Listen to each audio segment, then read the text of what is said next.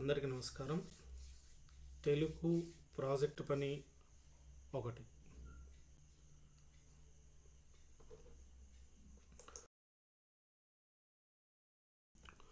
Project పనిని ఏ విధంగా చేయాలి అనేటటువంటి విషయాన్ని ఒకసారి చూద్దాం. నిర్మాణాత్మక మూల్యాంకనంలో పుస్తక సమీక్ష, ప్రాజెక్ట్ పని, నోట్స్, లఘు పరీక్ష, ఈ 4 అంశాలను మనం నిర్వహించుకుంటాం. 4 ప్రాజెక్టు పనులని ఒక సంవత్సరంలో మనం విద్యార్థుల చేత చేయించవలసి ఉంటుంది. కాబట్టి ఈ సోపానాలపైన మనకు పూర్తి అవగాహన ఉండాలి. ప్రాజెక్టుని ఏ విధంగా చేయాలో ఒకసారి చూద్దాం. ముందుగా మొదటి సోపానంలో ప్రాథమిక సమాచారం.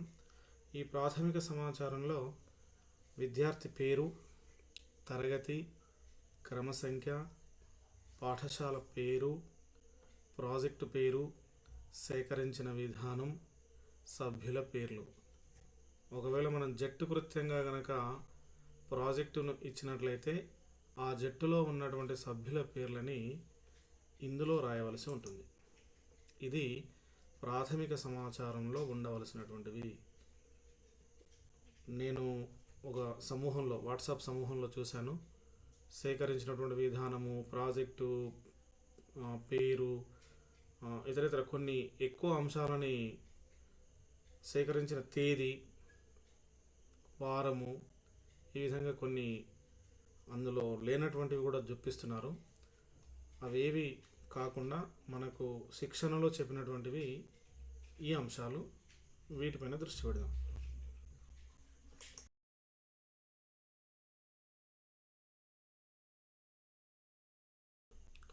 రెండవ సోపానం సమాచారం లేదా విషయ వివరణ. మనం ప్రాజెక్టు అంశంగా దేన్నైతే ఇచ్చామో దానికి సంబంధించినటువంటి వివరణ ఈ రెండవ సోపానంలో మనం రాయవలసి ఉంటుంది. మాతృభాష గొప్పతనంపై పద్యాలు మరియు పాటలని సేకరించడం అనేది నేను ప్రాజెక్ట్ పనిగా తీసుకున్నాను. కాబట్టి మాతృభాష మన తెలుగుకు సంబంధించినటువంటి 2 పద్యాలను ఇక్కడ తీసుకున్నాను. ఒకటి జొన్నవిత్తులు గారు రాసినటువంటి పద్యం, రెండవది శ్రీనాథుడు రాసినటువంటి 2వ పద్యం. అలాగే ఒక సినిమాలో ఉన్నటువంటి తెలుగు భాష తీయతనం, తెలుగు భాష గొప్పతనం అనేటటువంటి పాటని తీసుకున్నాను. దేంట్లో సమాచారం లేదా విషయ వివరణలో వీటిని తీసుకోవడం జరిగింది. వీటన్నింటినీ సేకరించిన తర్వాత 3వ సోపానంలో నేర్చుకున్నటువంటి విషయాలు లేదా ముగింపు. నేను మాతృభాషకు సంబంధించినటువంటి 2 పద్యాలను సేకరించాను, ఒక పాటను సేకరించాను. ఈ 3ంటిని సేకరించడం ద్వారా నేను ఏం నేర్చుకున్నాను అంటే ఆ జట్టులో ఉన్నటువంటి విద్యార్థి బృందం ఏం నేర్చుకుంది, లేదా వ్యక్తిగతంగా చేసినట్లయితే ఆ విద్యార్థి ఏం నేర్చుకున్నాడు అనేటటువంటి విషయాన్ని ఇందులో రాయాలి. ముగింపు అనేదాన్ని ప్రత్యేకంగా రాయకూడదు. నేర్చుకున్న విషయాలు లేదా ముగింపు, ఇది ఒకటి మాత్రమే రాయాలి. ఉదాహరణకి ఇక్కడ నేను ఏం రాశానో ఒకసారి చూద్దాం. నేను ఈ ప్రాజెక్ట్ ద్వారా చాలా విషయాలు నేర్చుకున్నాను. అంటే ఈ పద్యాలను సేకరించడం ద్వారా కానీ ఆ పాటలను సేకరించడం ద్వారా నేను అనేక విషయాలు నేర్చుకున్నాను. జొన్నవిత్తుల రామలింగేశ్వరరావు గారు రాసిన పద్యం చదవడం ద్వారా తెలుగు భాష యొక్క గొప్పతనాన్ని తెలుసుకున్నాను.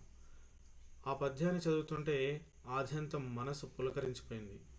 గొడ్ల కాపరి కూడా గొంతెత్తి కోయిలై పద్యమాల పెంచు, హృదయ భాష అన్నప్పుడు నన్ను నేను మర్చిపోయాను. ఇలాంటి పద్యాలను సేకరించడం వల్ల నా జన్మ ధన్యమైంది. 2వ పద్యం శ్రీనాథుడు రాసినటువంటిది. శ్రీనాథుడు రాసిన వచీంతు వేములవాడ భీమన అనే పద్యాన్ని చదివినప్పుడు తెలుగు భాషలోని ఇంపు సొంపు తెలిసింది. శ్రీనాథుడు చాలా చమత్కారంగా నా కవిత్వం నిజము కర్ణాట భాష అని ప్రయోగించడం చాలా బాగుంది. కర్ణాట భాష అంటే చెవులకు వినసొంపైనది, వినడానికి అందంగా ఉన్నటువంటి భాష అని అర్థం. తెలుగు భాష తీయదనం అనే పాటను విన్నప్పుడు మనం మూలధనం అయిన మన తల్లి భాషను మర్చిపోతున్నాము అనేది నా కళ్ళ ముందు కనబడింది. అమ్మను అమ్మ అనకుండా, నాన్నను నాన్న అనకుండా మమ్మీ డాడీ అని పిలుస్తూ నిజంగానే ఆ పదాలలోని మాధుర్యాన్ని కోల్పోతున్నాము. కళ్ళ ముందు కదలాడే దైవాలను శవాలుగా మారుస్తున్నామా అనిపించింది. మనం ఎన్ని భాషలు నేర్చుకున్నప్పటికీ మన తల్లి భాష అయినటువంటి తెలుగులోనే మనం మాట్లాడడం మనం మన తల్లికి ఇచ్చే గౌరవం అని తెలుసుకున్నాను. ఇక నుండి నేను మా తల్లిదండ్రులను ఎప్పుడు కూడా మమ్మీ అని కానీ డాడీ అని కానీ పిలవను. అమృతతుల్యమైన అమ్మ నాన్న అనే పదాలతోనే పిలుస్తానని నేను ప్రతిజ్ఞ చేస్తున్నాను. ఎందుకు ప్రతిజ్ఞ చేస్తున్నాను అనేది తీసుకున్నానంటే, తెలుగు భాష తీయదనం, తెలుగు భాష గొప్పదనం అనేటటువంటి పాటలో అమ్మా నాన్న అంటూ నేటి నుండి పిలుద్దామురా, ప్రతిజ్ఞ పూనుదామురా అనేది ఆ పద్యంలో ఉన్నది, ఆ పాటలో ఉన్నది. కాబట్టి విద్యార్థి కూడా ప్రతిజ్ఞ చేస్తున్నాడు, నేను కూడా అమ్మా నాన్న అని అంటాను. ఇవి విద్యార్థి ఈ ప్రాజెక్టు పనిని పూర్తి చేయడం వల్ల తాను నేర్చుకున్నటువంటి అంశాలు. ఇది వరకు మాత్రమే, అంటే ఇంతవరకు మాత్రమే చేయవలసి ఉంటుంది. కొత్త కొత్త ప్రయోగాలతో కొత్త కొత్త అంశాలను అందులో జోడించి విద్యార్థులకు ప్రాజెక్టు అంటేనే భయం కలిగే విధంగా చేయకూడదు. మళ్ళీ ఒకసారి చూద్దాం. తెలుగు ప్రాజెక్టు పని 1, ప్రాథమిక సమాచారం. అందులో విద్యార్థి పేరు, తరగతి, క్రమ సంఖ్య, పాఠశాల పేరు, ప్రాజెక్టు పేరు, సేకరించిన విధానం, మనం జట్టు కృత్యంగా కనుక ఇచ్చినట్లయితే సభ్యుల పేర్లు. ఏదైతే మనం ప్రాజెక్టు పనిగా ఇచ్చామో దాని సమాచారము లేదా విషయ సేకరణలో తీసుకోవాలి. ఆ తర్వాత నేర్చుకున్నటువంటి అంశాలు లేదా విషయాలు, నేర్చుకున్న విషయాలు లేదా ముగింపు. దీంట్లో వాళ్ళు పొందినటువంటి అనుభవాలు, అనుభూతులు, నేర్చుకున్నటువంటి విషయాలని అందులో రాస్తే సరిపోతుంది. ఇది తెలుగు ప్రాజెక్టు పనికి సంబంధించినటువంటిది. ఈ వీడియో చేయడానికి కారణం, చాలామంది ఒక వీడియో చేయండి ప్రాజెక్టుకు సంబంధించి అని అడగడం జరిగింది. నాకున్నటువంటి సమాచారం మేరకు, నాకు తెలిసినటువంటి విషయాల మేరకి ఈ వీడియోని చేయడం జరిగింది. ఇంకా ఏమైనా మార్పులు చేర్పులు ఉంటే కామెంట్ బాక్స్లో పెట్టండి. అందరికీ ధన్యవాదాలు. మీ MN Info.